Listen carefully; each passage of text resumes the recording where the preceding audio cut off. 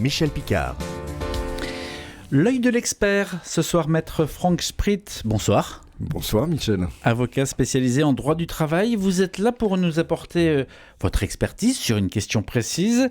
Vous êtes venu en tenue vestimentaire impeccable, vous n'avez donc pas opté pour les tongs paréo colliers de fleurs qui sentent bon les vacances et le printemps et le soleil que l'on voit dehors. Est-ce que l'on peut s'habiller comme on veut sur son lieu de travail ? Que dit la loi sur les vêtements au travail ? Voilà les questions sur lesquelles on va tenter de s'arrêter et d'approfondir un peu plus. Alors maître, d'abord le principe de liberté de se vêtir en milieu professionnel. Il est posé noir sur blanc dans le code du travail. Qu'est-ce qu'elle dit la loi ? Elle ne dit rien justement.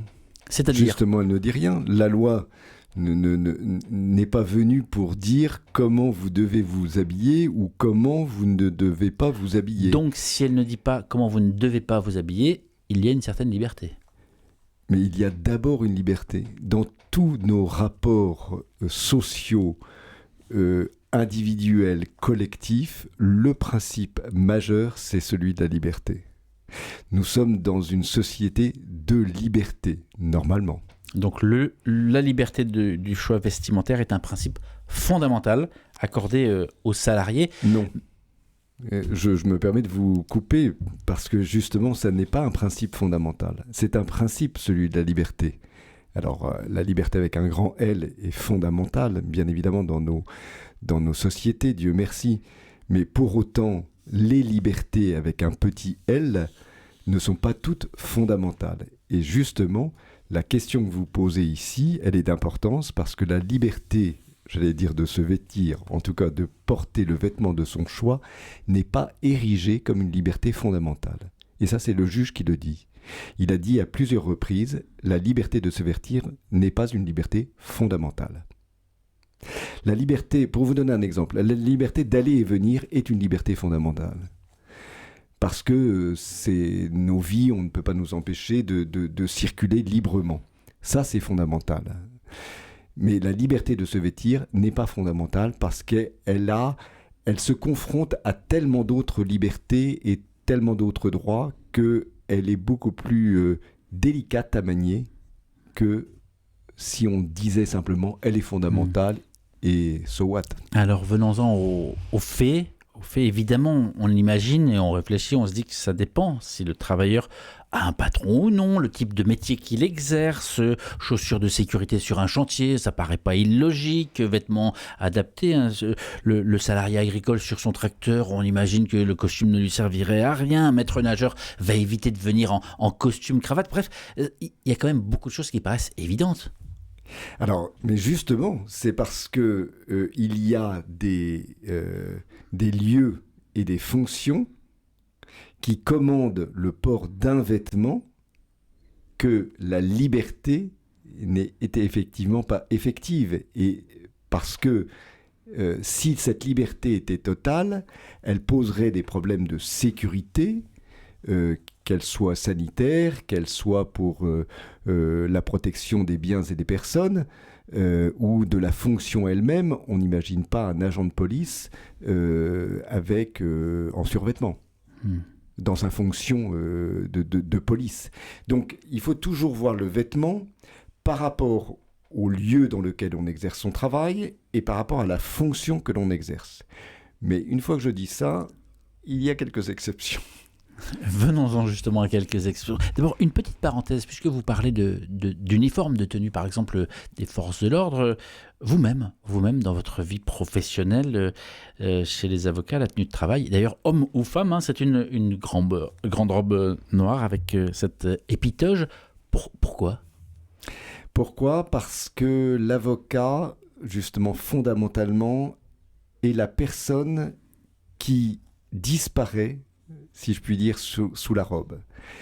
Lorsque nous sommes avocats en robe, nous portons la cause d'une autre personne qui est le justiciable. Et le port de cette robe noire est magnifique d'une certaine manière, parce que vous disparaissez sous votre robe. Il ne reste que votre voix d'une certaine manière et un petit peu votre visage. Ce n'est pas une contrainte. Non, c'est un honneur. C'est un honneur. Venons-en au cas précis. Hein, c'est un honneur et une responsabilité, vous comprenez.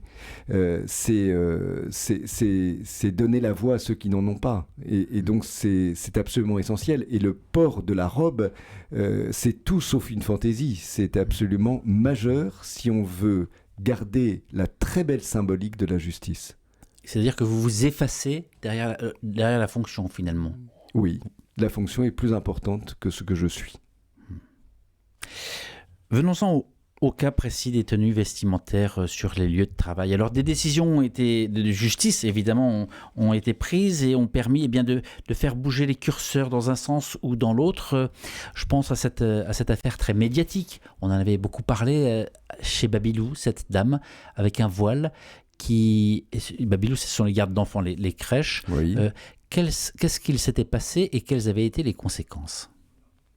Ce qui s'est passé, c'est effectivement le port du voile pour une personne qui était employée au sein de cette crèche donc pour enfants. Et la direction de cette association qui gérait cette crèche lui a demandé de l'enlever lorsqu'elle travaillait. Elle a refusé. Bien.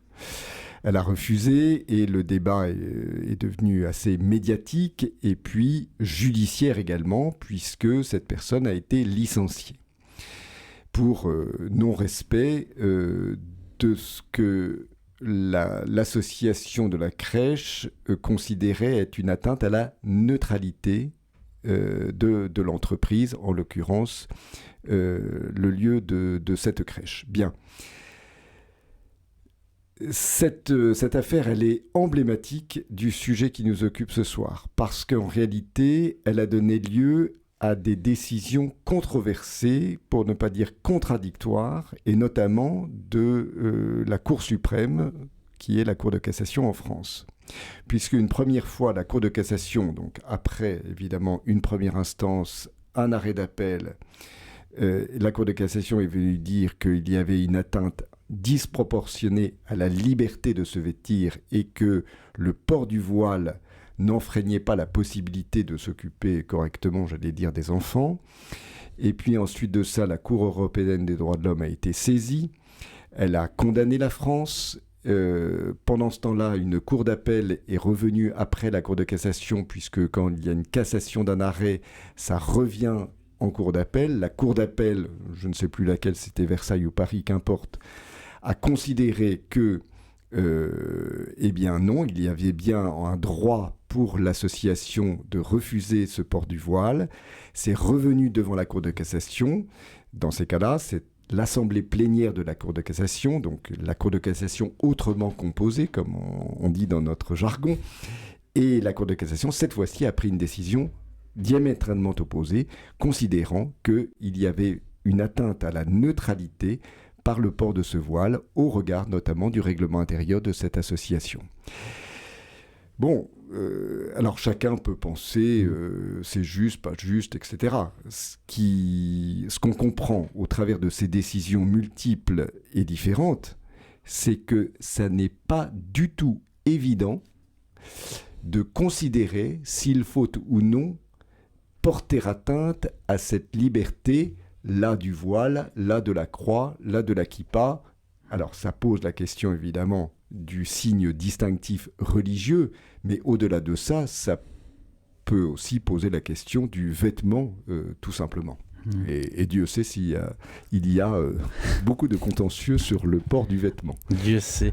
Et le temps file, on pourrait en fait en parler des heures, parce que c'est beaucoup plus qu'un simple sujet comment dire, qui prête à sourire comme on pourrait le penser, le port la législation autour du vêtement. Mais dès lors, si j'ai bien compris, que l'employeur est en mesure de démontrer que le port d'un uniforme est justifié par la tâche qu'il effectue, eh bien, il n'y a pas de question à se poser, l'uniforme doit être porté par l'employé. Oui, vous avez raison, d'une certaine manière, il y en a moins. Effectivement, c'est lié, encore une fois, au lieu et à la fonction. On n'imagine pas que l'aide-soignant vienne sans tablier, que le médecin chirurgien n'ait pas le port de la tenue qui assure la sécurité sanitaire du patient, etc., etc. La Cour de cassation, à de nombreux cas, un employeur peut interdire à une salariée d'une agence immobilière en contact avec les clientèles de se présenter en survêtement. Par exemple, c'est un cas qui a été étudié, qui a été tranché. Et alors là, justement, mais vous avez raison de le souligner, la décision n'est pas si évidente que celle-là. Parce que là, c'est l'entreprise elle-même qui décide que cette tenue du survêtement, elle n'est pas tout à fait adaptée à l'activité. Mais pour autant, elle n'empêche pas d'acheter et de vendre des maisons. Oui, enfin, un rapport avec la clientèle. Ben oui, mais le rapport avec la clientèle, qui situe le fait que la clientèle pourrait être heurtée par le fait que la personne avec qui vous négociez ou qui vous reçoit à l'agence a une tenue qui pourrait empêcher que les affaires se fassent de bonne manière. Si vous voulez, en disant ça, je n'apporte aucun jugement. Je veux simplement dire, rien n'est évident parce qu'aujourd'hui, chacun peut penser à sa façon. Et donc, le repère, notamment du chef d'entreprise, parce qu'il s'agit quand même de son entreprise, agence immobilière là, entreprise industrielle, de services, que sais-je. Il est quand même, a priori, maître chez lui, ou en tout cas, on peut considérer qu'il le soit.